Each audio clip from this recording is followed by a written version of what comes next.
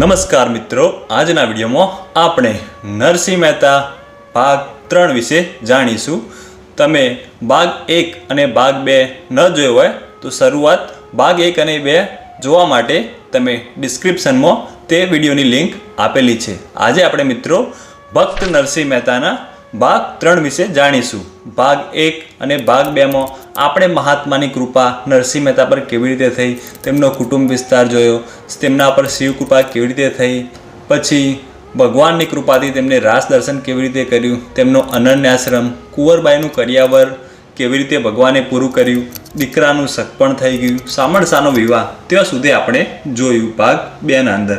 હવે આજના ભાગ 3ની અંદર આપણે નરસિંહ મહેતાના પુત્રનું મરણ કેવી રીતે થાય છે, તેમના પિતાજીનું શ્રાદ્ધ, ભજનનો પ્રભાવ અને સામળસા પર હુંડી, આ 4 વિષય પર આજના વિડીયોમાં આપણે વિગતે જાણીશું. તો મિત્રો ચાલો શરૂ કરીએ નરસિંહ મહેતા ભાગ 3 વિશે.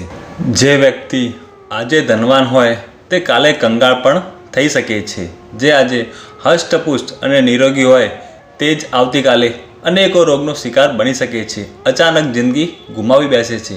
માટે જ તો આપણા પ્રાચીન મહર્ષિઓ અને મહાત્માઓએ સંસારની નશ્વરતા બતાવવા માટે તેને અભ્રત છાયાની અર્થાત વાદળની છાયાની ઉપમા આપી છે. આ જગત એક ક્ષણ પણ એક સ્થિતિમાં નથી રહેતું, સતત બદલાતું જ રહે છે. જ્યારે સમગ્ર સંસારની આ સ્થિતિ છે તો પછી તેમાં રહેલ અન્ય વસ્તુઓ અને જીવોની અવસ્થાનું તો પૂછવું જ શું. ભક્તરાજ નરસિંહ મહેતા ઉપર પણ સંસારનું આ ચક્ર ઘૂમી વળ્યું. જે વાલસોયા પુત્રના લગ્ન આટલી ધામધૂમથી ઉજવ્યા હતા, એ જ પુત્ર સાવણદાસ લગ્ન બાદ થોડા દિવસોમાં અકસ્માત આ દુનિયામાંથી ચાલ્યો ગયો. પરંતુ સંસારમાં રહેવા છતાં ભગવાનનો સાચો ભક્ત સંસાર સાગરની ભયંકર તરંગો ઉછળવા છતાંય તેની અસરથી મુક્ત રહે છે.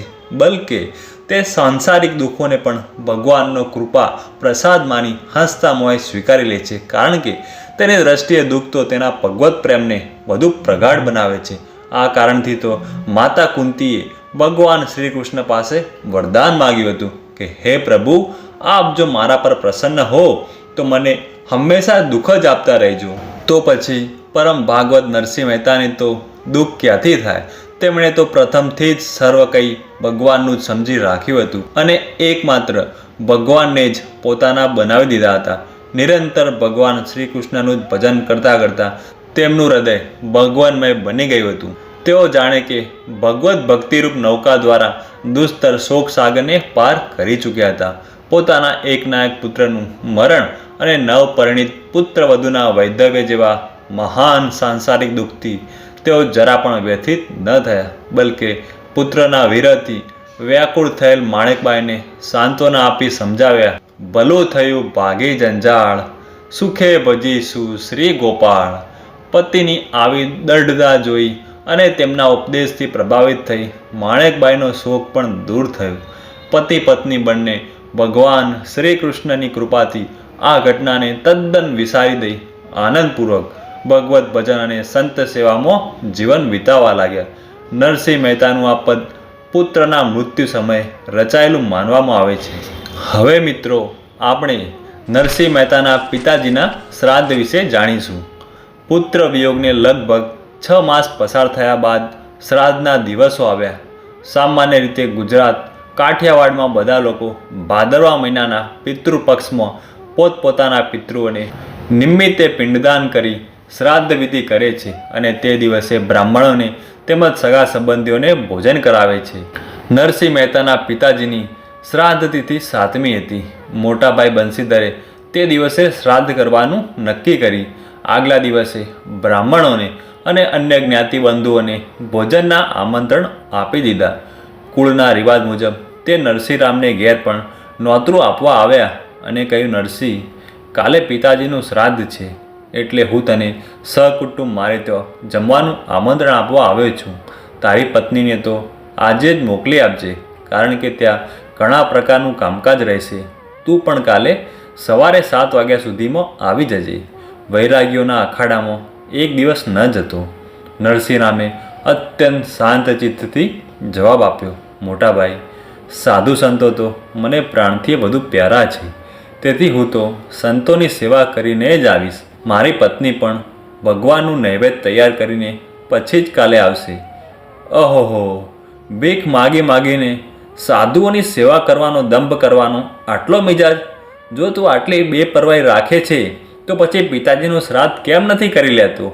પાસે એક ફૂટી કોડીએ નથી અને અભિમાનનો પાર નહીં. બંસીધર ક્રોધથી લાલચોળ થઈ બોલ્યો. મોટા ભાઈ, આપની આજ્ઞા છે તો હું પણ પિતાજીનું શ્રાદ્ધ કરીશ અને મારી શક્તિ અનુસાર 2-4 બ્રાહ્મણોને જમાડી દઈશ.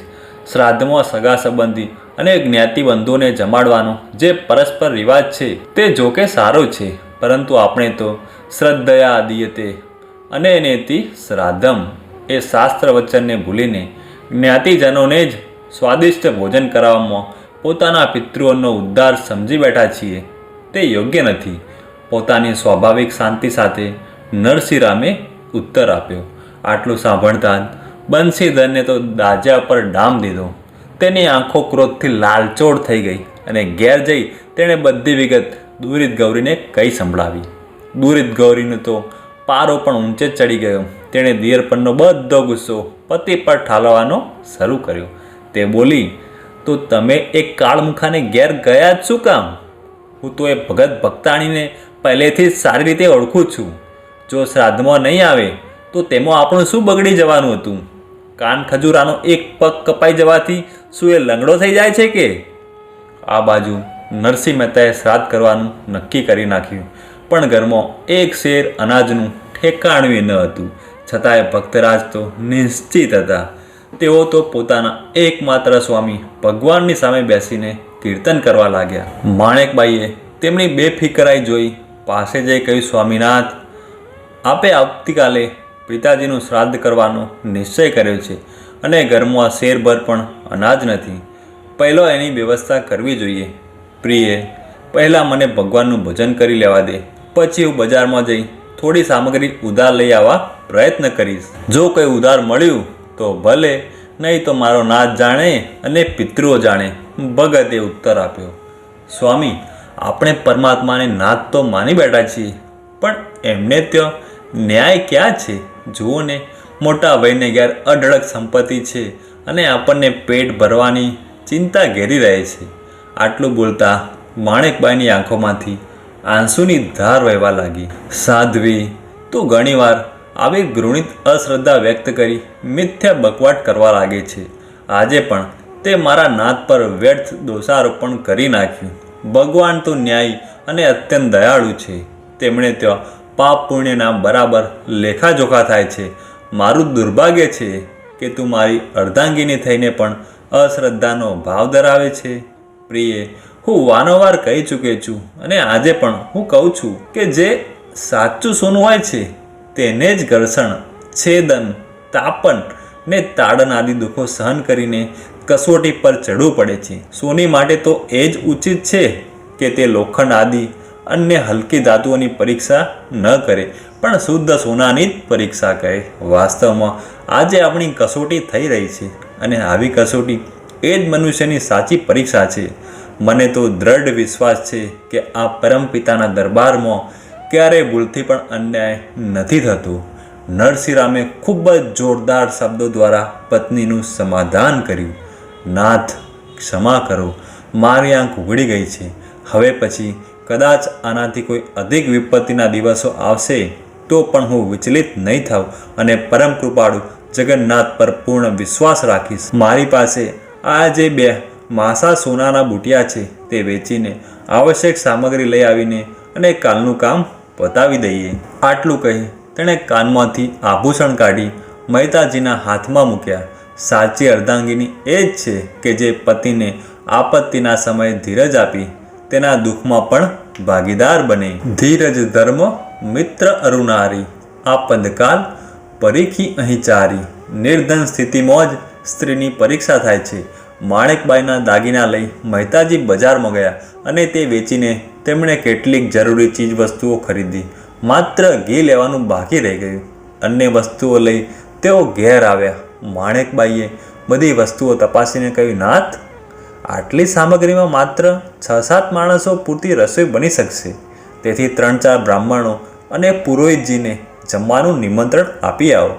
મહેતાજી નાગર ચોરા પર આવ્યા. તેઓ જ્ઞાતિના કેટલાક પ્રતિષ્ઠિત લોકો બેઠા હતા. ભક્તરાજને જોઈ પ્રસન્નરાય નામના એક નાગર હસતા હસતા બોલ્યા, કેમ ભગતજી, કઈ બાજુ ચાલ્યા? ભાઈ, કાલે પિતાજીનું શ્રાદ્ધ છે, એટલે 2-4 નાગર ભાઈઓ અને પુરોહિતજીને ભોજનનું નિમંત્રણ આપવા આવ્યો છું. નરસિંહરામે સરળતાથી કહ્યું. તો પછી 2-4 ભાઈઓ જ શું કામ? બાકીનાનો શું વાંક? શું આ બધા લોકો આપના પિતાજીના શ્રાદ્ધ નિમિત્તે આપને ઘેર આવી ભગવાનનો પ્રસાદ ન લઈ શકે? નાગર જ્ઞાતિના પુરોહિતે આવું મજાકમાં કહ્યું. મહારાજ, ભગવાનના પ્રસાદના તો સૌ અધિકારી છે, પણ કાલે તો મારા મોટા ભાઈને ત્યાં શ્રાદ્ધ નિમિત્તે સમસ્ત જ્ઞાતિને નિમંત્રણ હશે જ. પછી મારા ગરીબને ઘેર આવવાનું કોણ પસંદ કરશે? નરસિંહરામે નિર્ભિમાન વાણીથી કહ્યું. મહેતાજી, બંસીધરને ઘરે જ્ઞાતિ ભોજનનું નિમંત્રણ હોવા છતાંય આપે દુઃખ લગાડવાનું કોઈ કારણ નથી. અમે બધા લોકો આપને ઘેર આવી ભગવાનને નિવેદિત કરેલ પ્રસાદ અવશ્ય ગ્રહણ કરીશું અને એ રીતે અમારા દેહને પવિત્ર કરીશું. આપની ઈચ્છા પૂરી થઈ જશે. પ્રસન્નરાયે ભક્તિ પ્રગટ કરતા કહ્યું. કોઈની પ્રતિષ્ઠાને કલંકિત કરવા માટે દુર્જનો અત્યંત નમ્ર બની જાય છે. પ્રસન્નરાયના આ ભાવને તો એકઠા મળેલા બધા નાગર ગૃહસ્થોએ માથા હલાવી ઉત્સાહિત કર્યો. તે સૌએ વિચાર કર્યો કે જો નરસિંહરામ આજે સમગ્ર જ્ઞાતિને આમંત્રણ આપી દે તો જોવા જેવો તાલ થાય. જોઈએ કાલે તે કેટલા માણસોને જમાડવાની વ્યવસ્થા કરી શકે છે.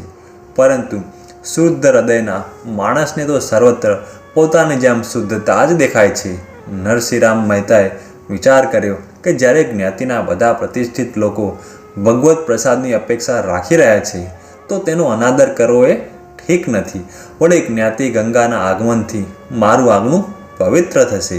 આ પ્રકારનો ભાવ મનમાં આવતા જ તેમણે પરમાત્માનું સ્મરણ કર્યું અને નક્કી કર્યું કે નિમંત્રણ તો આખી નાતને આપી જ દઉં. પછી જે ભગવાનની મરજી હશે તે થશે.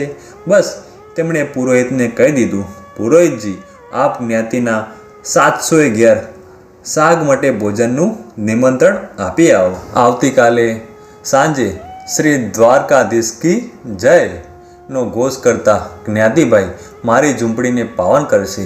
એ પણ એક આનંદનો વિષય હશે. જેવી આપની આજ્ઞા, કહીને પુરોહિતજી ઉઠ્યા અને જૂનાગઢની સમગ્ર નાગર જ્ઞાતિને સહકુટુંબ નરસિંહ મહેતાને ત્યાં જમવાનું નિમંત્રણ આપી આવ્યા. આ નિમંત્રણની ચર્ચા આખી નાગર જ્ઞાતિમાં ફેલાઈ ગઈ. જે જાતનો માણસ તેવી જાતની તે કલ્પના કરતો હતો. કોઈ કહેતું, આજે લોકોએ ભક્તરાજને બરાબર ફસાવી દીધા, ક્યારેય તેનું ઘર જોવાની તક મળતી જ ન હતી. કોઈ કહેતું, અરે આ તો કોરું નોતરું જ છે, બાકી તેને ઘેર ગોપીચંદન અને કરતાલ સિવાય બીજું છે શું? આ બાવ આખી નાતને ભલા ક્યાંથી ખવડાવવાનો હતો? જ્યારે જમવાનો સમય થઈ બોલાવવા આવે ત્યારે સાચું માનું. કોઈ કહેતું, જુઓ ભાઈ, આપણે કંઈ ખાધા વિના ભૂખે થોડા મરીએ છીએ. આ વખતે તો એ નક્કી થઈ જશે કે તે સાચો ભગત છે કે પછી લોકોને ઠગવા માટે વેશ બનાવી રાખ્યો છે. જો સાચો ભગત હશે તો બધાને ભોજનથી તૃપ્ત કરી પોતાનું વચન પાળી બતાવશે. નહીતર પોતાનું કાળું મોઢું પછી દુનિયાને બતાવી પણ નહીં શકે. કોઈ કહેતું, અરે આણે કોઈ અક્કલના અંધા અને ગાંઠના પૂરા એવા કોઈ ભોળા માણસને જાળમાં ફસાવ્યો છે અને તેના જોડે આજે તેનામાં આટલી ઉદારતા ફૂટી નીકળી લાગે છે. આ રીતે જેટલા મોઢા તેટલી વાતો થવા લાગી. બીજે દિવસે સવાર થતાં જ ભજન આદિથી પરવારી નરસિંહ મહેતા તો ઘીનું વાસણ લઈ બજારમાં ચાલ્યા. એ વિતરાગી સંતને ક્યાં ખબર હતી કે સમસ્ત જ્ઞાતિને ભોજન કરવા માટે જરૂરી ઘી આટલા નાનકડા વાસણમાં સમાઈ શકે કે નહીં? એ તો પોતાના ભજનની ધૂનમાં જ ઘેરથી નીકળી પડ્યા. એમને જોતો જ એક વેપારીએ પ્રશ્ન કર્યો, કા મહેતાજી, ક્યાં ચાલ્યા? કઈ ચીજ વસ્તુ લેવા નીકળ્યા છો? કોઈ સાધુ મંડળી તો નથી આવીને? નહીં શેઠજી, સાધુ મંડળી તો નથી આવી, પણ આજે પિતાજીનું શ્રાદ્ધ હોય, બ્રહ્મ ભોજન કરવા માટે 10 મણ ઘીની જરૂર છે. આપની પાસે સારું ઘી હોય તો બતાવો ને. ભક્તરાજે ઉત્તર આપ્યો, ઘીના પૈસા રોકડા લઈને આવ્યા છો કે ઉધાર લેવું છે? આવું વેપારીએ પૂછ્યું. ભાઈ, પૈસા અત્યારે તો નથી, 1 મહિનામાં જરૂરી ચૂકવી દઈશ, આવું મહેતાજીએ કહ્યું. શેઠે વિચાર કર્યો, આ કંગાળ માણસ 1 મહિનામાં 300 રૂપિયા ક્યાંથી કાઢવાનો હતો? તેની પાસે કોઈ આવકનું સાધન તો છે નહીં. આટલી મોટી રકમનું ઉધાર આપવું એ બરાબર નથી. તેણે કહ્યું, ભક્તરાજ, મારી પાસે એટલું ઘી તો હાજરમાં નથી, લાચાર છું. નરસિંહરામ આગળ વધ્યા. એક ભગવત ભક્ત વેપારીને તેમને પ્રણામ કરી આગમનનું કારણ પૂછ્યું. નરસિંહ મહેતાએ બધી વાત વિસ્તારથી કહી અને ઘી વિશે પૂછ્યું. વેપારીએ નમ્રતાપૂર્વક કહ્યું, ભક્તજી, આપને જેટલું જોઈએ તેટલું ઘી મારે ત્યાંથી લઈ જાઓ, પરંતુ પહેલાં મને 2-4 ભજનો સંભળાવો. ચાતકને સ્વાતિનું જળ મળી જાય, કોઈ નિર્ધન માણસને અકસ્માત ધનનો મોટો ખજાનો હાથ લાગી જાય અને તેને જેટલો આનંદ થાય તેનાથી અનેક ગણો આનંદ ભક્તરાજને થયો. તેમણે વિચાર્યું, જ્ઞાતિ ભોજન તો સાંજે કરાવવાનું છે, ભજન કરવાનો આવો સુંદર અવસર પછી ક્યારે મળશે? બસ એ વેપારીની દુકાનમાં આસન જમાવી બેસી ગયા અને અત્યંત પ્રેમપૂર્વક ભગત સંકીર્તન કરવા લાગ્યા. તેમની સુમધુર અને પ્રેમથી તરબોળ વાણી સાંભળી થોડી જ વારમાં ત્યાં અસંખ્ય માણસો એકઠા થઈ ગયા અને ભગતજી જ્ઞાતિ ભોજન અને પિતૃ શ્રાદ્ધને ભૂલીને પ્રભુ ભજનમાં લીન થઈ ગયા. ભક્તરાજ તો બધું ભૂલીને ભગવત પ્રેમમાં ડૂબી ગયા હતા. પણ જે ભગવાન પર તેમનો આટલો ઊંડો પ્રેમ હતો અને જેમણે તેના યોગક્ષેમ વહન કરવાનો ભાર પોતાના ઉપર લઈ લીધો હતો, એ પ્રભુ કેવી રીતે નિશ્ચિત રહી શકે? ભગવાને પોતાના ધામમાં બેઠા વિચાર કર્યો કે મારો ભક્ત તો ભજનમાં લાગી ગયો છે. તેને એ વાતનો લેશ માત્ર ખ્યાલ નથી રહ્યો કે પિતાજીનું શ્રાદ્ધ કરવાનું છે અને આટલા લોકોના ભોજનની વ્યવસ્થા કરવાની છે. જો હું પોતે જ એ માટેની બધી વ્યવસ્થા નહીં કરું તો આજે ભક્તની આબરૂ જશે અને મારું પણ ભગવદ્ વત્સલ્યતાનું બિરુદ લજવાશે. તેમણે તુરંત અક્રૂરજીને બોલાવીને આજ્ઞા કરી કે આપ વેપારીનો વેશ ધારણ કરી શ્રાદ્ધ અને બ્રહ્મ ભોજન માટે જરૂરી બધી જ આવશ્યક ચીજ વસ્તુઓ મહેતાજીને ઘેર પહોંચતી કરો. હું પોતે પણ નરસિંહ મહેતાનું રૂપ લઈ તુરંત જ આવી રહ્યો છું. મહેતાજીને બજારમાં ગયે ઘણો સમય થઈ ગયો હતો. માણેકબાઈ વિચારવા લાગ્યા, શું થયું હશે? હજુ ઘી લઈને પાછા આવ્યા નથી. શું ઘી નહીં મળ્યું હોય?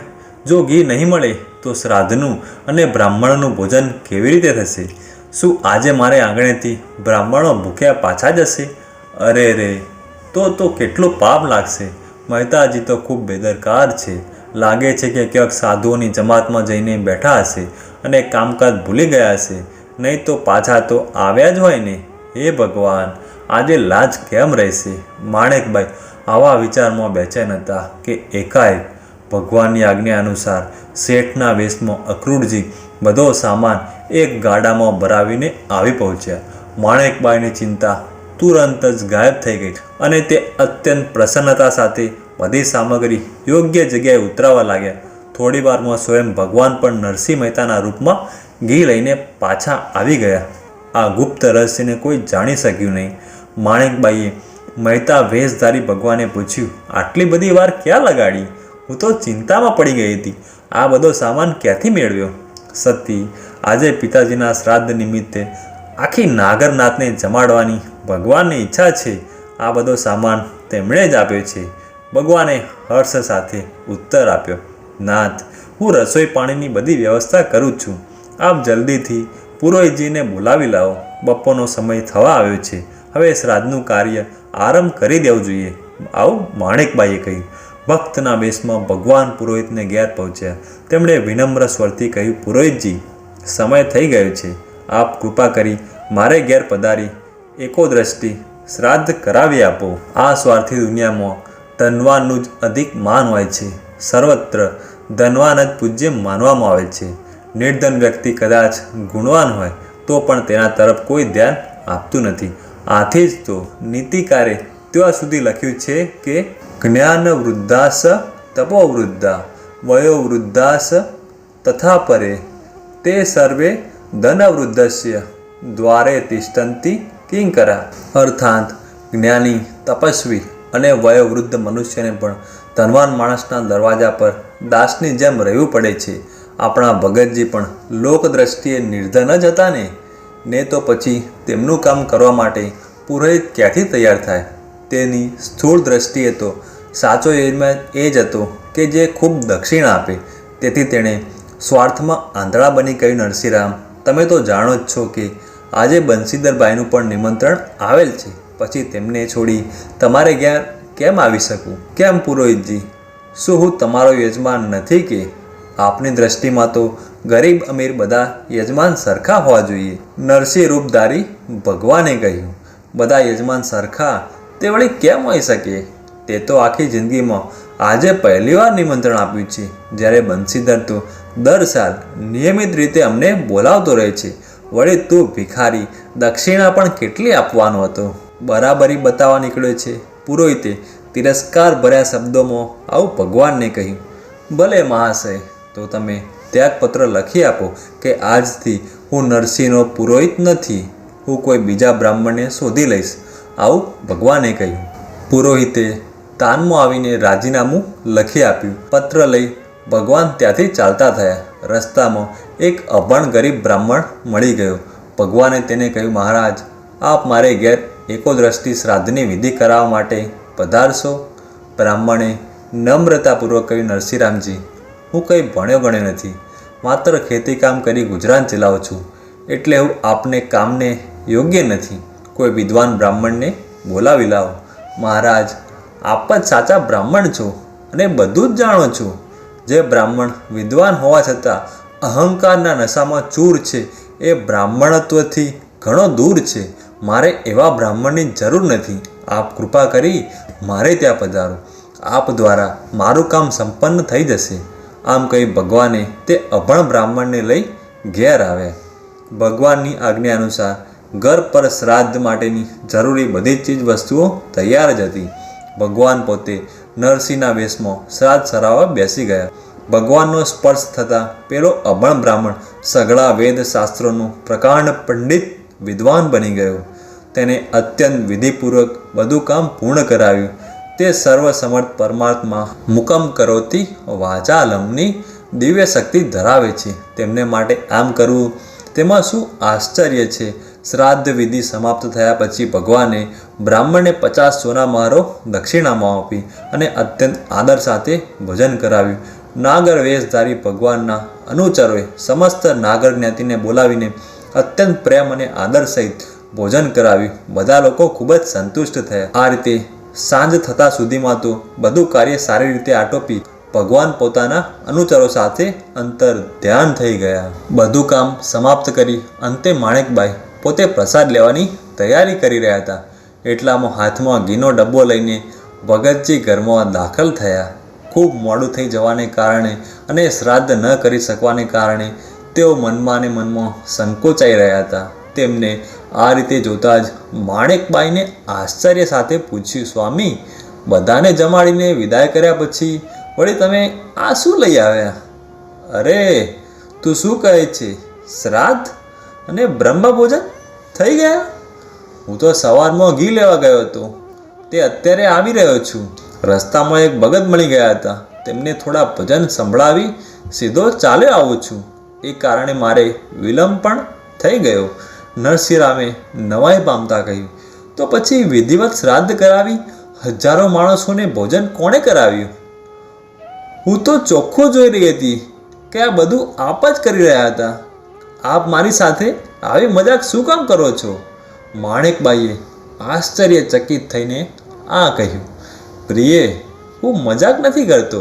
હું તો હજુ બજારમાંથી ચાલ્યો જ આવું છું. ચોક્કસ એ બધું કામ મારા વહાલા પ્રિયતમ શ્રી કૃષ્ણે જ પાર પાડ્યું છે. મારું રૂપ ધારણ કરી સ્વયં મનમોહને જ મારા ધર્મની રક્ષા કરી છે.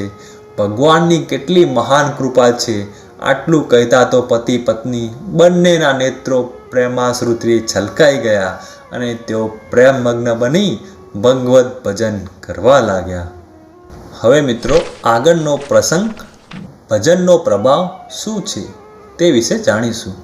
આજે એકાદશીનો દિવસ હતો. ભક્ત દંપતીનો નિયમ હતો કે 11ને દિવસે ઉપવાસ કરો અને આખો દિવસ ભગવત ભજન સિવાય બીજું કંઈ જ ન કરવું. તેથી આજે નિત્ય કર્મથી નિવૃત્ત થઈ પતિ પત્ની બંને ભજનમાં લીન થઈ ગયા. બીજા દિવસોમાં તો ભોજન આદિની કંઈ ઝંઝટ રહેતી, તેથી ભજનમાં થોડો વિક્ષેપ પડતો. આજે તો તેમાંથી છુટ્ટી હતી, તેથી અન્ય દિવસો કરતાં આજે કંઈક વિશેષ આનંદ હતો. નિશ્ચિંત રૂપે બંનેનું ભજન ચાલી રહ્યું હતું. આજકાલ નવી પેઢીના ભણેલા યુવાનોને ધાર્મિક કાર્યમાં શ્રદ્ધા ન હોવાને કારણે તેમાંના ઘણા 11 આદિ વ્રતોના દિવસે ઉપવાસ કર્યો તે બિનજરૂરી ગણે છે. તેઓની દ્રષ્ટિએ આ બધી વાતો સ્વાસ્થ્યની વિરુદ્ધની છે, પરંતુ ખરી રીતે જોવામાં આવે તો તેઓ ભ્રમમાં છે.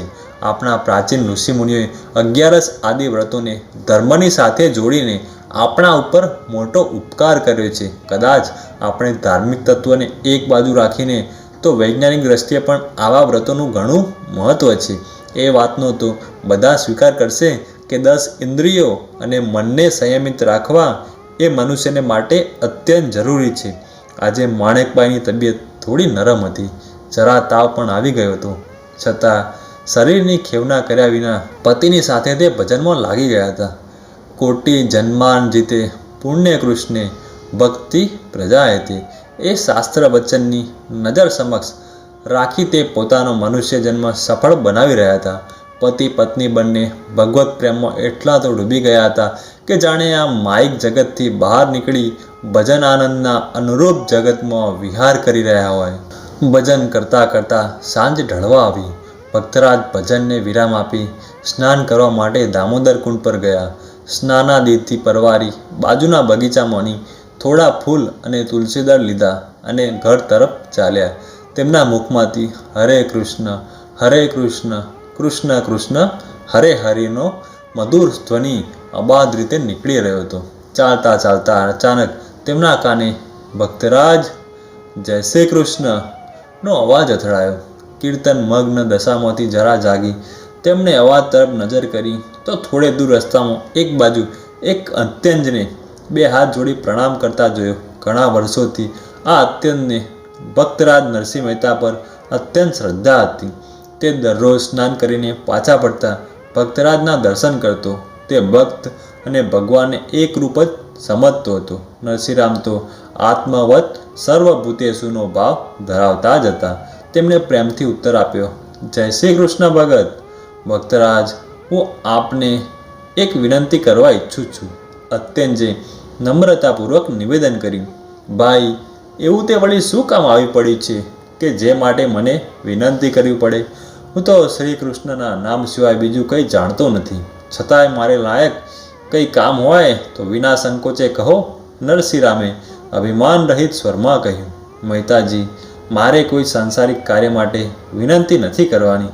આજે 11નો પવિત્ર દિવસ છે. મેં પણ ઉપવાસ કર્યો છે, તેથી રાત્રે જાગરણ કરવા નિમિત્તે ભજન કરાવવા માગું છું. શું આપ મારી પ્રાર્થના સ્વીકારી આજે મારું આંગણું પાવન કરશો? અત્યંજે શ્રદ્ધાપૂર્વક પોતાની ઈચ્છા વ્યક્ત કરી. અરે ભલા માણસ, આ કામ માટે તે કંઈ પ્રાર્થના કરવાની જરૂર હોય કે? ભજન કરવાનું તો મારું કામ જ છે. વળી સ્વયં ભગવાને કહ્યું છે કે નાહમ વસામે વૈકુંઠે યોગિનામ હૃદયન ચ મદભક્તા યત્ર ગાયંતી તત્ર તિષ્ઠામિ નારદ. જે જગ્યાએ ભગવાનનું ભજન થાય છે તે સાક્ષાત વૈકુંઠ લોક જ છે. જે માણસ ભગવાન સ્મરણ કરે છે તે કદાચ હલકી જાતિનો હોય તો પણ દેવ સમાન છે, અને જે માણસ ભગવત ભજનના પ્રભાવને જાણવા છતાંય ભગવાનથી વિમુખ રહે છે તે ઉચ્ચ કુળમાં જન્મ્યો હોય તો એ આત્મહત્યા સમાન મહાન પાપનો ભાગી બને છે. ભગવાનનું ભજન કરવાનો અને શ્રવણ કરવાનો બ્રાહ્મણથી લઈ ચાંડાળ સુધી સૌને સમાન અધિકાર છે. શ્રીમદ ભગવદ્ ગીતામાં તો બ્રાહ્મણ, ગાય, હાથી, કૂતરા અને ચાંડાળમાં પણ સમદ્રષ્ટિ ધરાવનારને જ સાચો જ્ઞાની બતાવેલ છે. સામાજિક આચાર વિચારમાં ભેદ રહે છે અને તે રહેવો પણ જોઈએ. તેથી તો ભગવાને સમાન દ્રષ્ટિની વાત કરી છે, સમાન વર્તનની નહીં, પરંતુ ભજનનો અધિકાર તો સૌને છે. માટે તમે તમારા આંગણામાં તુલસી ક્યારા પાસે ગાયના છાણથી જમીન લીંપાવી ભજનની તૈયારી કરો. હું તમારી ઈચ્છા મુજબ આજે રાત્રે તમારે ત્યાં આવી ભજન ગાઈશ. આ રીતે અત્યંજ ભગતને વચન આપી મહેતાજી પોતાને ઘેર આવ્યા. પેલા ભગતે પણ મહેતાજીની આજ્ઞા અનુસાર બધી તૈયારી કરી. તેમજ બીજા સાધુ સંતો અને ભક્તોને પણ આમંત્રણ આપ્યા. નરસિંહ મહેતા પોતાને ઘેર ભગવાનનું પૂજન કરી કરતાલ, મૃદંગ વગેરે ભજનના સાજ લઈ અંત્ય જ નિવાસમાં પેલા ભગતને ઘેર આવી પહોંચ્યા અને ભજનનો આરંભ કર્યો. તેઓ બહારની દુનિયાને તદ્દન ભૂલીને ભગવત પ્રેમમાં મસ્ત બની ગયા. તેમની આંખોમાંથી આનંદ અશ્રુઓની ધારા સતત વહી રહી હતી અને હાથમાં કરતાલ લઈ પ્રેમમાં મસ્ત બની કીર્તન કરતાં કરતાં નાચવા લાગ્યા. આજુબાજુમાં બેઠેલા ભગવત પ્રેમી શ્રોતાઓ મંત્રમુગ્ધ બની જ્યાં મોરલી પર સાપ ડોલે તેમ ડોલી રહ્યા હતા અને એકાગ્ર ચિત્તે ભજનનો આનંદ લૂંટી રહ્યા હતા. એ વખતે તેઓ જાણે કે શાંતિ, પવિત્રતા અને આનંદનું સામ્રાજ્ય છવાઈ ગયું હતું. આ રીતે આખી રાત ભક્તરાજ ભજન કરતા રહ્યા.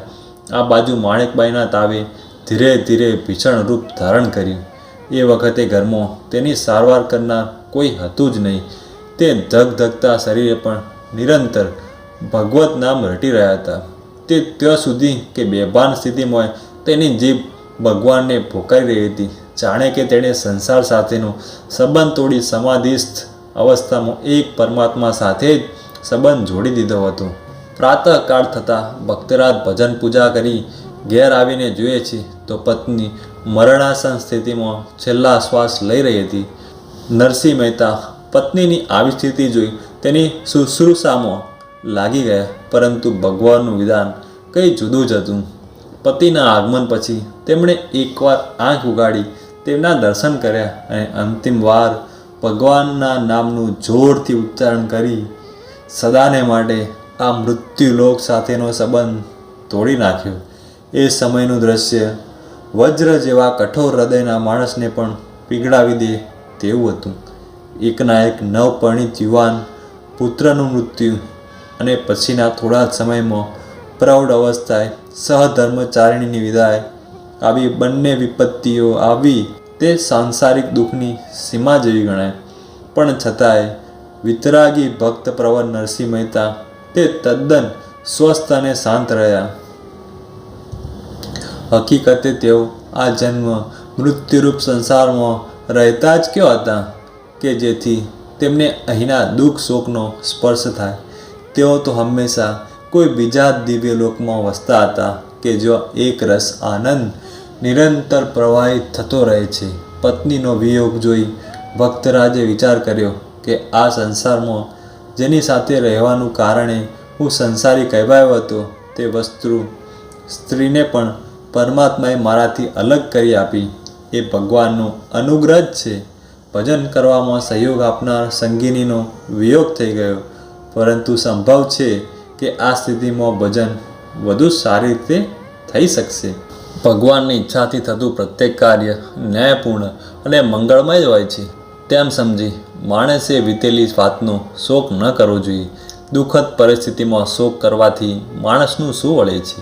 ગીતામાં ભગવાને સ્પષ્ટ શબ્દોમાં કહ્યું છે કે યો ન દ્રશ્યતિ ન દ્રષ્ટિ ન શોચતી ન કાંક્ષતિ શુભાશુભ પરિત્યાગી ભક્તિમાન્ય સમે પ્રિય. અર્થાત જે ક્યારે હર્ષિત નથી થતો, દ્વેષ નથી કરતો, શોક નથી કરતો, કામના નથી કરતો તથા જે શુભાશુભ બધા કર્મોના ફળને ત્યાગે છે તે ભક્તિમાન પુરુષ મને પ્રિય છે. તેથી આ સંસારમાં ક્ષણિક સુખ આવવાથી હર્ષ અને દુઃખ આવી પડવાથી શોક કરવો એ ભગવદાજ્ઞાનું ઉલ્લંઘન જ કરવા બરાબર છે. આ રીતે વિચાર કરી તેમણે વિધિપૂર્વક પત્નીના અગ્નિ સંસ્કાર કર્યા અને અસ્થિઓને ગંગામાં પધરાવી ઘરે આવ્યા. આ બાજુ અત્યંજને ત્યાં કીર્તન કરવાના સમાચાર નાગરીનાથમાં ફેલાઈ ગયા હતા. દુર્જન લોકો બીજાના છિદ્રો જોવામાં ચતુર હોય છે. ગમે તેવા બહાના શોધી અન્ય વ્યક્તિઓ સાથે દ્વેષ કરવામાં જ તેઓ પોતાની બહાદુરી માને છે. આ બહાને નાગર લોકોને નરસિંહ મહેતાની નિંદા કરવાની તક મળી ગઈ.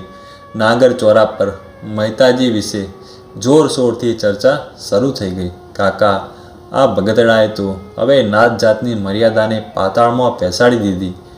એ હવે હદ બહાર જતો રહ્યો છે. આપણી કમનસીબી કે આપણી નાતમાં આવો ભગત પાક્યો છે. એક નાગર યુવાને વાતના શ્રી ગણેશ કર્યા. અરે થયું છે શું? જરા ચોખવટ કરીને વાત કરો ને. શું તમે એ જાદુગરથી ડરો છો? સારંગધર મહેતાએ ગંભીરતાથી કહ્યું. શું તમને કંઈ ખબર નથી? આ વાત તો આખું ગામ જાણે છે કે કાલે એ ભજનનું બહાનું કાઢીને રાત આખી એક અત્યંજને ઘરે નિસંકોચ પડ્યો રહ્યો. હવે તો બસ તેને કોઈ કંઈ પૂછનાર જ નથી રહ્યું. જો એ આમને આમ કરતો રહેશે તો નાગરીનાથનો સત્યનાશ જ વળી જશે. વચ્ચે જ પ્રસન્ન રાયનો પહાડ બનાવી બધી વાત કહી સંભળાવી. ચોરા પર ભેગા થયેલા બધા નાગરોમાં કોલાહલ વ્યાપી ગયો. બધા માણસો આ પ્રસંગ પર પોતપોતાનું મત પ્રગટ કરવા લાગ્યા. એક વૃદ્ધ નાગરે કહ્યું, બસ હવે કળિયુગનો પ્રભાવ પૂરેપૂરો ફેલાઈ ગયો. ઉચ્ચ કુળમાં જન્મેલો બ્રાહ્મણ એક અત્યંજને ઘેર રાત આખી રોકાઈ રહ્યો. ધરતી માતા આવા પાપીનો ભાર કેમ સહી શકશે? અમારા જેવા વૃદ્ધોને તો હવે આ દુનિયામાં જીવવું જ નકામું છે. એક બીજા વૃદ્ધે કહ્યું, જો આવો ને આવો અધર્મ ચાલતો રહેશે તો થોડા જ વખતમાં પ્રલય થઈ જશે. એક ત્રીજા નાગર ગૃહસ્થે પોતાનો ફેંસલો સંભળાવતા કહ્યું, તો પછી આવા પાપીઓના પાપને આપણે ક્યાં સુધી જોતા રહીશું? આજથી જ એને નાત બહાર મૂકી દેવો જોઈએ, જેથી એની શાન આપોઆપ ઠેકાણે આવી જશે. કોઈ સમજુ માણસે કહ્યું કે એ તો ત્યાં ભજન કરવા ગયા હતા, કંઈ ખાવા પીવાની તો ત્યાં વાત જ ન હતી, તો પછી નાત બહાર તો કેમ મૂકી શકાય? પણ નગરખાનામાં તતુડીનો અવાજ કોણ સાંભળે? ઉપસ્થિત સૌ આગેવાનોએ એ વાત પર સંમત થઈ ગયા. સૌએ એમ નક્કી કર્યું કે આજથી નરસિંહ મહેતાને નાત બહાર ગણવા અને સૌએ તેની સાથે ખાનપાનનો વ્યવહાર બંધ કરી દેવો. આ રીતે ભક્તરાજને જ્ઞાતિથી બહિષ્કૃત કરી નાતના આગેવાનોએ પોતાની દ્રષ્ટિએ પોતાની જ્ઞાતિની પવિત્રતાની રક્ષા કર્યાનો આત્મસંતોષ અનુભવ્યો. બીજે દિવસે કૃષ્ણરાય નામના એક નાગર ગૃહસ્થને ત્યાં તેની માતાના એકાદશા શ્રાદ્ધ નિમિત્તે સમસ્ત જ્ઞાતિ ભોજનનો કાર્યક્રમ હતો. આખી જ્ઞાતિના અબાળ વૃદ્ધ સૌએ એ પ્રસંગ જમવાના નોતરા આપવામાં આવ્યા. એકમાત્ર નરસિંહ મહેતા નાત બહાર હોવાથી તેમને નિમંત્રણ આપવામાં ન આવ્યું. સંધ્યા સમયે કૃષ્ણરાયને ત્યાં સૌ નાગરો ભેગા મળ્યા અને જમવા માટેની પંગતમાં બેસી ગયા. ભક્તરાજ નરસિંહ મહેતાને તો હજુ એ વાતની ખબર જ ન હતી કે તેમની નાત બહાર મૂકવામાં આવે છે. તેમને ફુરસદ જ ક્યાં હતી કે આવી વાતો પર ધ્યાન આપે? સાચા ભગવત ભક્ત માટે તો એક ક્ષણ પણ ભગવાનને ભૂલી બીજે મન લગાવવું એ મરણ કરતાં વધુ દુઃખદાયી હોય છે. પરંતુ પોતાની પ્રતિજ્ઞા અનુસાર ભગવાનને તો ચિંતા થાય જ નહીં. ભગવાન પોતાનું અપમાન તો સહન કરી લે છે, પણ પોતાના ભક્તનું અપમાન કદાપી સહન કરી શકતા નથી. તેમણે નાગર લોકોને ભક્તરાજના અપમાનનો બોધપાઠ આપવાનું નક્કી કર્યું. પ્રભુએ તુરંત પોતાની વિચિત્ર માયાનો વિસ્તાર કર્યો. જેવું નાગરોની પંગતમાં ભોજન પીરસાઈ ગયું અને સૌએ જમવાનો આરંભ કર્યો કે તુરંત સૌએ પોતપોતાની આજુબાજુમાં એક અત્યંજને બેઠેલો જોયો. આ દ્રશ્ય જોઈ બધા નાગરો અચંબામાં પડ્યા અને સૌ જમવાનું છોડીને ભાગવા લાગ્યા. નાતના મુખી સારંગધરે ચિંતિત થઈ કહ્યું, અનંતરાય, ગજબ થઈ ગયો. આ અત્યંજો સાથે ભોજન કરીને તો આજે આપણે બધા પાપના ભાગી બની ગયા. હવે શું કરવું? આપણે સૌએ ગંગા સ્નાન કરીને આ પાપનું પ્રાયશ્ચિત કરવું પડશે. શું આ પાપમાંથી છૂટવાનો બીજો કોઈ ઉપાય છે કે? સારંગધરજી, મને તો લાગે છે કે ભક્ત નરસિંહ મહેતાને નાત બહાર મૂકવાનું જ પરિણામ છે. હવે તો આપણા કર્યા આપણે જ ભોગવવા રહ્યા. અનંતરાયે કહ્યું, તો શું આ બધા એ જાદુગરના જ કરતું જ છે? સારંગધરે ઉત્સુકતાપૂર્વક પૂછ્યું. ના ભાઈ, એવી વાત તો નથી. નરસિંહ મહેતા ભગવાન શ્રી કૃષ્ણના એકની સાચા ભક્ત છે. પ્રાયશ્ચિત દ્વારા આપણે બીજા પાપોથી તો છુટકારો મેળવી શકીએ, પણ એક સાચા ભક્તના કરેલા અપરાધના પાપમાંથી ગંગા સ્નાન કે બીજા કોઈ પણ પ્રાયશ્ચિતથી મુક્ત થઈ શકાય નહીં. મારી આ વાત પર થોડો પણ ભરોસો હોય તો તુરંત જ એ વિતરાગ સંત પુરુષના ચરણોમાં પ્રણામ કરી તેમની માફી માગો અને તેને જ્ઞાતિમાં ભેળવી આપણી સાથે ભોજન કરાવો. આપણે કરેલા અપરાધનું જ આ પ્રાયશ્ચિત હોઈ શકે. અનંતરાય સ્પષ્ટ રીતે સંભળાવી દીધું. અનંતરાય નરસિંહ મહેતાના મામા થતા હતા. વિદ્વતા, વાકચાતુરી તથા નમ્રતા આદિ સદ્ગુણોના કારણે સમસ્ત જ્ઞાતિમાં તેમનું બહુમાન હતું. સૌને તેમની વાતમાં વિશ્વાસ બેઠો. જ્ઞાતિના 2-4 પ્રતિષ્ઠિત સદગૃહસ્થો એ જ વખતે વક્તરાજને ઘેર ગયા. એ વખતે નરસિંહરામ ભગવાનને નૈવેદ્ય સમર્પિત કરી રહ્યા હતા. આવનાર જ્ઞાતિ આગેવાનોએ તેમને પ્રણામ કરી ક્ષમા માગી અને જ્ઞાતિ ભોજનમાં પધારવા પ્રાર્થના કરી. ભાઈઓ, આપ આટલો બધો વિનય શા માટે બતાવો છો?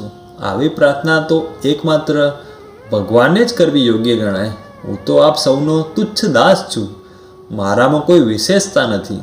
નરસિંહ મહેતાએ નમ્રતાપૂર્વક નિવેદન કર્યું. વાસ્તવમાં જે સાચા ભક્ત હોય છે તેઓ ભૂલથી પણ અભિમાન કરતા નથી. જે પુરુષ સૌનું હિત કરનાર, સુહૃદ મિત્ર, દુશ્મન, ઉદાસીન, મધ્યસ્થ, બંધુજનો, ધર્માત્મા તથા પાપીઓમાં પણ સમાન ભાવ રાખનાર છે તે અતિ શ્રેષ્ઠ ભક્ત છે. ગીતાના વચન અનુસાર નરસિંહ મહેતા સર્વેમાં સમાન ભાવ રાખતા હતા. તેમણે તુરંત જ્ઞાતિ ભોજનમાં સામેલ થવાનું સ્વીકારી લીધું. જેવા નરસિંહ મહેતા જઈને પંગતમાં બધા સાથે બેઠા કે તુરંત પેલું ચમત્કારિક દ્રશ્ય જતું રહ્યું અને સૌએ પ્રસન્નતાપૂર્વક ભોજન કર્યું. આ રીતે ભગવત ભજનના પ્રભાવથી મહેતાજીએ જ્ઞાતિ બહિષ્કારની આફતમાંથી બધા જ જ્ઞાતુ બંધુઓને ઉગાર્યા અને તેઓએ નીચું જોવું પડ્યું. હવે નરસિંહ મહેતા ભાગ 3નો અંતિમ પ્રસંગ સામળ સાપર ઊંડી વિશે જાણીશું. આ સ્વાર્થમય સંસારમાં ધનિક ગરીબ, દાતા કૃપણ, વિદ્વાન મૂર્ખ, કુલીન અકુલીન તેમજ સજ્જન દુર્જન વચ્ચે જાણે કે પરંપરાગત વેર ચાલી આવ્યો છે. શ્રીમદ ભગવદ્ ગીતામાં પણ દૈવી તથા આસુરી સંપત્તિમાં પરસ્પર વિરોધ બતાવેલ છે. પરંતુ એ કહેવાની જરૂર નથી કે આ પ્રકારનો વિરોધ વચ્ચે પણ એ વાત તો નિશ્ચિત છે કે અંતે વિજય તો દૈવી પક્ષનો જ થાય છે અને આસુરી પક્ષે હારવું પડે છે. દૈવી સંપત્તિથી સુસંપન્ન એવા નરસિંહ મહેતા પણ પ્રારંભથી જ આવા સંઘર્ષોથી ઘેરાયેલા રહેતા અને તેમાં લૌકિક તેમજ પારમાર્થિક બંને દ્રષ્ટિએ વિજય તો તેમનો જ થતો આવ્યો હતો. તેમને ફરી એકવાર આવા સંકટનો સામનો કરવો પડ્યો. તેમના પત્નીના અવસાનને 9 દિવસ વીત્યા હતા. હવે તેની ઉત્તર ક્રિયા કરવાનું અને તે નિમિત્તે બ્રાહ્મણો તથા જ્ઞાતિજનોને ભોજન કરાવવાનો પ્રશ્ન ઊભો થયો હતો. પરંતુ મહેતાજી તો ભગવાનને ભરોસે નિશ્ચિંત હતા. નાગર જ્ઞાતિના આગેવાનો તેમની પાસે વારંવાર આવતા અને 11મા તથા 12મા બંને દિવસોએ આખી નાતને જમાડવાની વાત પર ભાર મૂકતા હતા. પરંતુ ભક્તરાજ જેવી પ્રભુની મરજી એમ કહીને વાત ટાળતા હતા. એક દિવસ જ્ઞાતિ પ્રમુખ સારંગધરે સવારમાં જ તેમની પાસે આવી જય શ્રી કૃષ્ણ કરી પ્રણામ કર્યા. ભક્તરાજે પણ સામે જય શ્રી કૃષ્ણ કરી આવકાર આપતા કહ્યું, પધારો સારંગધરજી, આજે તો આપે મારી ઝૂંપડી પાવન કરી. આ રીતે શિષ્ટાચારની 2-4 વાતો થયા પછી સારંગધરે કહ્યું, નરસિંહરાજ, આજે હું તમને એક સલાહ આપવા આવ્યો છું. તમારું કુટુંબ આપણી જ્ઞાતિમાં મોટું ગણાય છે. તમારા કુળની પરંપરા પ્રમાણે માણકબાઈની ઉત્તર ક્રિયા નિમિત્તે 11મા અને 12મા બંને દિવસે તમારે જ્ઞાતિ ભોજન કરાવવું જોઈએ. તેમાં કંઈ પણ ઓછું કરવાથી તમારી આબરૂને વટ્ટો લાગશે. સારંગધરજી, આપ સાચું જ કહો છો, પરંતુ આમાં કુળની આબરૂનો કોઈ સવાલ જ નથી. આવી બાબતમાં તો સૌ પોતપોતાની સ્થિતિ અનુસાર પ્રસંગ સાચવી લે છે. શક્તિ બહાર કોઈ કામ કરવું તે ઠીક નહીં. હું તો બસ 2-4 સાધુ સંતોને નરસિંહ મહેતાની વાતને વચ્ચેથી જ કાપતા સારંગધરે કહ્યું, અરે નરસિંહરામ, તમે શું ગાણા થઈ ગયા છો? 2-4 ભગત ભિખારીઓને ભોજન કરાવવાથી તમારી પત્નીનું કલ્યાણ થોડું થઈ જશે કે? જ્ઞાતિ ગંગાને તૃપ્ત કર્યા વિના એ બિચારીની સદગતિ ક્યાંથી થશે? એ બિચારી શું સાથે લઈ ગઈ છે? હવે તો આ તેનો છેલ્લો પ્રસંગ કહેવાય. તેના નામ પર તમે આટલું એ નથી કરી શકતા. વારે વારે આ પ્રસંગ થોડો આવવાનો છે? ભાઈ, તમારું કહેવું બરોબર છે. મરનાર વ્યક્તિ પોતાની સાથે કંઈ લઈ જતી નથી અને તેના નામે યથાશક્તિ બ્રહ્મભોજન કરાવવાનું યોગ્ય પણ છે. પરંતુ એ કંઈ જરૂરી નથી કે પોતાની શક્તિ ઉપરવટ જઈને કેટલાય દિવસો સુધી વધુમાં વધુ માણસોને જમાડવા જોઈએ. શ્રદ્ધાપૂર્વક જે કંઈ કરવામાં આવે તે જ શ્રાદ્ધ કહેવાય છે. સદગતના નામ પર શક્તિ અનુસાર શ્રદ્ધાપૂર્વક જેટલા લોકોને ભોજન કરાવીશું તેટલા માત્રથી જ તેની શાંતિ મળશે અને તેની સદગતિ થશે. જ્ઞાતિ વ્યવહાર તો ઠીક છે, પણ તેના કરતાં સાધુનો અને અનાથોની સેવાનું વિશેષ મહત્ત્વ છે. જ્ઞાતિ ભોજન કરાવવાનો રિવાજ તો મોટે ભાગે લોક વ્યવહારનો વિષય છે. નરસિંહરામે ઉત્તર આપ્યો. સારંગધર કંઈ ઉપદેશ સાંભળવા આવ્યા ન હતા. તે તો આખી નાત વતી પંચ બનીને આવ્યા હતા અને તેમને તો પોતાનું કામ પાર પાડવું હતું. તેથી તેઓ સહેલાઈથી નરસિંહ મહેતાને છોડે તેમ ન હતા. ઉપદેશો હિ મૂર્ખાણામ પ્રકોપાય ન શાંતય. એ ન્યાય અનુસાર નરસિંહ મહેતાની વાતની તેમના પર અવળી અસર પડી અને તેમણે ભીષણ રૂપ ધારણ કરી લીધું. તેમણે કહ્યું, નરસિંહરામ, આવું જ્ઞાન કોઈ લંગોટિયા બાવાને આપજો. આજ સુધી તમે નાતમાં બધાને ઘેર ખાધું છે અને જ્યારે ખવડાવવાનો પ્રસંગ આવ્યો છે ત્યારે છટકી જવા માગો છો. આવું જરા પણ નહીં ચાલે. કાલથી 2 દિવસ સુધી તમારે સમસ્ત જ્ઞાતિને જમાડવી જ પડશે. પછી ભલે તમારે તે માટે તમારું ઘર વેચવું પડે કે પછી તમારી પત્નીના ઘરેણાં. સારંગધરની વાત સાંભળી સરળ સ્વભાવના નરસિંહ મહેતાએ ભગવાનના નામનો જપ કરતાં કરતાં માથું હલાવી હા કહી દીધું. પછી તો સારંગધરજીનો વિજય ડંકો વાગી ગયો. તે પોતાની જીત પર ફૂલાતા ફૂલાતા ચોરા પર પાછા ફર્યા. સારંગધરના ગયા પછી ભક્તરાજ વિચારવા લાગ્યા, મેં જ્ઞાતિ ભોજન માટે હાથો પાડી, પણ હવે તેને પાર પાડવાનું તો શ્યામ સુંદરને આધીન છે. જેવી તેની ઈચ્છા હશે તેમ કરશે. વ્યર્થ ચિંતા કરી સમય બગાડવાથી શું લાભ? આમ વિચારી તેઓ ભગવદ્ ધ્યાનમાં મગ્ન થઈ ગયા. આ બાજુ ચોરા પર બેસી કેટલાક નાગર લોકો ગામ ગપાટા મારી રહ્યા હતા. એ વખતે 4 અજાણ્યા યાત્રીઓ ત્યાં આવી ચડ્યા અને તેઓએ વિનયપૂર્વક કહ્યું, ભાઈઓ, આ શહેરમાં એવો શ્રીમંત વેપારી કોણ છે જે અમારી પાસેથી 700 રૂપિયા સ્વીકારી અમને દ્વારકાની હુંડી લખી આપે? ચોરા પર બેઠેલા નાગર લોકો નરસિંહ મહેતાની ચર્ચા કરી રહ્યા હતા. યાત્રીઓની વાત સાંભળી એક ઈર્ષાખોર નાગરે તુરંત જ ઉત્તર આપ્યો, આપ નરસિંહ મહેતાને ત્યાં પહોંચી જાઓ. દ્વારકામાં તેની ખૂબ મોટી પેઢી છે. હુંડી તો સ્વીકારાઈ જ જશે. તમને લોકોને બીજે ગયો એવી સગવડ નહીં મળે. 1-2 બીજા નાગર યુવાનોએ પણ વ્યંગમાં તેની વાતને અનુમોદન આપ્યું. બિચારા યાત્રીઓને વિશ્વાસ બેઠી ગયો અને તેઓ પૂછતા પૂછતા મહેતાજીને ઘેર આવી પહોંચ્યા. ભક્તરાજ ભગવત ભજનથી પરવારી ભગવાનને નૈવેદ્ય સમર્પિત કરી રહ્યા હતા. યાત્રીઓએ મહેતાજીને નમસ્કાર કર્યા. ભક્તરાજે જય શ્રી કૃષ્ણ કહી તેમને આસન આપી જળ અને ભગવાનનો પ્રસાદ આપી યથોચિત સત્કાર કરી આવવાનું કારણ પૂછ્યું. નરસિંહરામજી, અમે પરદેશી મુસાફરો છીએ. અહીંથી દ્વારકા જવું છે.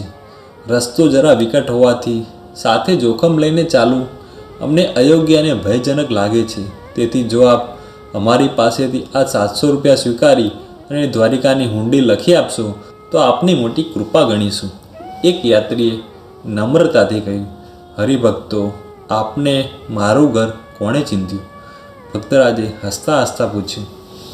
ભક્તરાજ, અહીં બાજુમાં ચોરા પર કેટલાક સજ્જનો બેઠા હતા. તે લોકોએ આપનો પરિચય આપી ખાતરીપૂર્વક કહ્યું છે કે આપને ત્યાંથી દ્વારિકાની હુંડી મળી જશે. યાત્રીએ ઉત્તર આપ્યો. મુસાફરની વાત સાંભળી ભક્તરાજને પોતાના જ્ઞાતિબંધુઓના કરતૂત પર હસવું આવ્યું. સજ્જન પુરુષ દુર્જનોના દુર્વ્યવહારથી ગભરાતા નથી, પણ તેને પણ ઉપયોગી સમજી સંતોષ માને છે. વાદળાઓ સમુદ્રના ખારા જળને પણ અમૃત બનાવી જગતને જીવન આપે છે. ભક્તરાજે વિચાર કર્યો કે અનાયાસ ઊભા થયેલા આ પ્રસંગમાં ઈશ્વરી સંકેત જરૂર હોવો જોઈએ, નહીંતર આવું અસંભવ કામ કેમ આવી ચડે? આવતીકાલથી પત્નીના અવસાન નિમિત્તે 2 દિવસ જ્ઞાતિ ભોજન કરાવવાનું છે. એ કાર્ય માટે જ મારા વહાલાએ આ વ્યવસ્થા ગોઠવી લાગે છે. નહીં તો આ અજાણ્યા વટે માર્ગુઓ અને મારો સંયોગ ક્યાંથી થાય? સમય અનુસાર વિચારીને કાર્ય કરનાર માણસ જ સાવધાન કહેવાય છે. તેથી હુંડી લખી આપવામાં ઢીલ કરવી બરાબર નથી. પરમાત્માની ઈચ્છા મુજબ સુયોગ પ્રાપ્ત થયો છે અને મારી હુંડી એ દ્વારકાવાળો જરૂર સ્વીકારશે.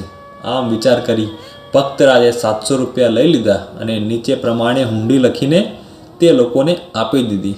હુંડી: સ્વસ્તિ શ્રી પરમ શોભાધામ શ્રી દ્વારકા નિવાસી પ્રિયતમ પ્રાણાધાર શેઠ શ્રી સામલસા વાસુદેવની સેવામાં સપ્રેમ પ્રણામ. જત લખવાનું કે મેં અહીં આ 4 યાત્રીઓ પાસેથી ₹700 પૂરા રોકડા લઈ આપ પર આ હુંડી લખી આપી છે, તો આ હુંડીપત્ર લાવનાર ગૃહસ્થોને ₹700 પૂરા ચૂકવી આપવા કૃપા કરશો. લિખિતન જૂનાગઢથી આપનો નમ્ર સેવક નરસિંહ મહેતા હુંડી લઈ ચારેય યાત્રીઓ ત્યાંથી રવાના થયા. આ બાજુ ભક્તરાજ ભગવાનને નૈવેદ્ય સમર્પિત કરી પ્રાર્થના કરવા લાગ્યા. હે ભક્ત વત્સલ્ય ભગવાન, મેં આપના જ વિશ્વાસે હુંડી લખી આપી છે. શું આપ તેનો સ્વીકાર કરી મારી પ્રતિષ્ઠાની રક્ષા નહીં કરો? નાથ, હું સમજું છું કે આમાં મારી પ્રતિષ્ઠાને તો કંઈ હાનિ નહીં પહોંચે એમ નથી, બલકે આપની જ મશ્કરી થશે. દયાળુ દામોદર, આપને તો ખબર જ છે કે આવતીકાલથી સતત 2 દિવસ સુધી મારે નાતને જમાડવાની છે, એટલે તો મેં દુષ્ટતા કરી છે, અને તે પણ માત્ર 700 રૂપિયા માટે. જગન્નાથ, આપણા દરબારમાં 700 રૂપિયાની તો શું કિંમત છે? આપે મરણોન્મુખ ગજેન્દ્રને પ્રાણદાન આપ્યું હતું. સતી પાંચાલીના અક્ષયચીર પૂરી કૌરવોની સભામાં તેની લાજ રાખી હતી. એટલું જ નહીં, મારા પુત્રના લગ્નમાં, પિતાજીના શ્રાદ્ધમાં અને બીજા અનેક વ્યવહારિક પ્રસંગોએ આપે જ મને મદદ કરી છે. શું આ 700 રૂપિયાની વ્યવસ્થા પણ આપ નહીં કરો?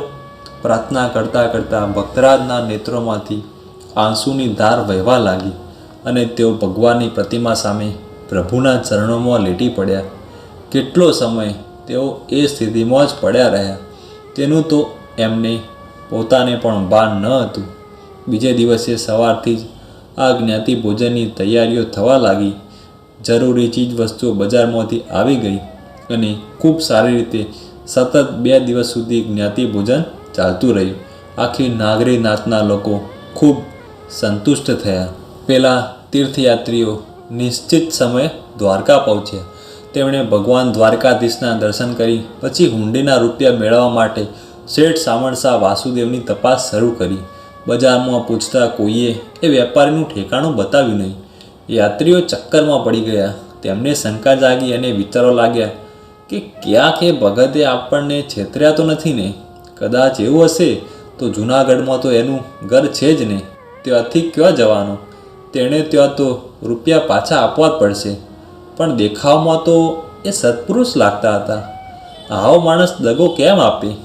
પણ અહીં તો સામણસા શેઠનું કોઈ નામ નિશાન નથી. આ રીતે વિચાર કરતાં કરતાં શેઠજીની પેઢી શોધવામાં તેમણે આખો દિવસ કાઢી નાખ્યો, પણ શેઠનું કોઈ નામ નિશાન ન મળ્યું. યાત્રીઓ અત્યંત નિરાશ થયા અને વિચાર્યું કે હવે અહીં તો શેઠનો પત્તો લાગવો મુશ્કેલ છે. જૂનાગઢ જઈને પૈસા પાછા કઢાવવા પડશે. બીજે દિવસે અમાસના પર્વ નિમિત્તે દ્વારકામાં યાત્રીઓની ખૂબ ભીડ વધી રહી હતી. પંડાળકો પોતાના યજમાનોને પાપ નિવારવાર્થે ગોમતીમાં વિધિપૂર્વક સ્નાન કરાવી રહ્યા હતા. ભગવાનના દર્શન પૂજન માટે લોકો મંદિરમાં ધસી રહ્યા હતા. સર્વત્ર ગોમતી મૈયા કી જય અને ભગવાન દ્વારિકાધીશની જય ના ધ્વનિથી આકાશ ગુંજી રહ્યું હતું. ભગવાન ભક્તનું કાર્ય કરવા માટે શેઠના રૂપમાં પ્રગટ થયા. તેમની સાથે મુનિમના રૂપમાં અક્રૂરજી પોતાની સાથે ખાતા વહી અને ખડીયો કરમ લઈને બેઠા હતા. તેમણે મંદિરની બાજુમાં એક નાનકડા ચબૂતરા પર પોતાનું આસન જમાવ્યું હતું. આ બાજુ ચારેય યાત્રીઓ ગોમતી સ્નાન કરી ભગવાનના મંદિરમાં આવ્યા. દર્શન કરી બહાર નીકળ્યા અને જેઓ જૂનાગઢ તરફ ચાલવાનો વિચાર કરી રહ્યા હતા કે તેઓના એકની નજર આ નવી ગાદી પર ગઈ. તેણે વિચાર્યું કે જતાં જતાં જરા અહીં પણ પૂછી તો લઈએ. તેણે બાજુમાં જઈ પ્રશ્ન કર્યો, શેઠજી, આપનું શુભ નામ શું? મારું નામ સામણસા વાસુદેવ. શેઠ રૂપધારી ભગવાને ઉત્તર આપ્યો. જવાબ સાંભળતા જ નિરાશાથી સુકાઈ ગયેલા હૃદય પર આશાની અમી વર્ષા થઈ. એકાએક શેઠજી મળી જવાથી તેઓના આનંદનો પાર ન રહ્યો. તેમણે તુરંત શેઠના હાથમાં હુંડી મૂકી.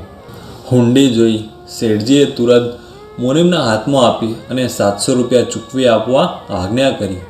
મુનિમ અક્રૂરજીએ તુરંત રૂપિયા 700 યાત્રીઓને ગણી આપ્યા. યાત્રીઓએ પૈસા લઈ હુંડી પર ભરપાઈ કર્યાની સહી કરી આપી અને નરસિંહ મહેતાના ખૂબ વખાણ કરી. તેમને સમાચાર શેઠ રૂપધારી ભગવાનને કહી સંભળાવ્યા. ભગવાને પણ ભક્તની પ્રશંસા કરતાં કહ્યું કે નરસિંહરામજી તો મારા પરમ સ્નેહી છે. હું તો એમનો એક આજ્ઞાકારી મિત્ર છું. આ રીતે ભગવાન શ્રી કૃષ્ણે ભક્ત પ્રવર નરસિંહ મહેતાની હુંડી સ્વીકારી ભક્તની પ્રતિષ્ઠાની રક્ષા કરી અને પોતાના ભક્ત વત્સલ્યતાના યશને અખંડ રાખ્યો. તો મિત્રો, અહીં આપણે ભક્ત નરસિંહ મહેતા ભાગ 3ને પૂર્ણ કરીએ છીએ. ભાગ 1 અને ભાગ 2 ન જોયા હોય તો ડિસ્ક્રિપ્શનમાં તેની લિંક આપેલી છે અને આઈ બટનમાં પણ તમને આ બંને ભાગની લિંક મળી જશે. હવે મિત્રો મળશું નરસિંહ મહેતા ભાગ 4માં.